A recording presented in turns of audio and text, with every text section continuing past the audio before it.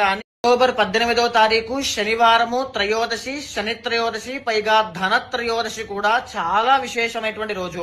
ఆ రోజున ప్రతి ఒక్కరూ కూడా సాయంత్రం వేళ మీ ఇంట్లో సింహద్వారం దగ్గర కుడి వైపు రైట్ సైడ్ ఖచ్చితంగా గోధుమ పిండితో తయారు చేసినటువంటి ప్రమిదలో ఆవు నెయ్యి వేసి దీపం వెలిగించండి.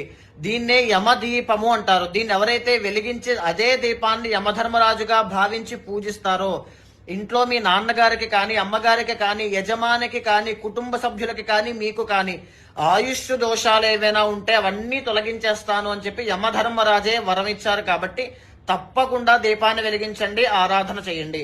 ఇక ఎడమ వైపున అదే రోజున సాయంత్రం వేళ రాగి చెంబు కానీ, రాగి బింది కానీ తీసుకుని అందులో నీళ్లు వేసి ఉత్తరేణి ఆకులు, తులసి ఆకులు వేసి ఆ బిందినే ధన్వంతరి స్వామిగా పూజించడం వల్ల ఇంట్లో దీర్ఘకాలిక ఆరోగ్య సమస్యలు రాకుండా ఇంటిల్లపాది ఐశ్వర్యంతో ఉండేటట్టుగా ధన్వంతరి స్వామి యొక్క అనుగ్రహం వల్ల అన్నీ దక్కుతాయి.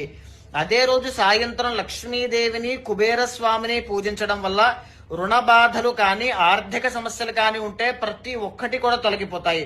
నేను ఒక పైన మంత్రాన్ని పెడుతున్నాను, ధన్వంతరి స్వామికి సంబంధించింది, లక్ష్మీదేవికి సంబంధించింది. ఆ మంత్రాన్ని సాయంత్రం వేళ 108 సార్లు జపం చేయండి.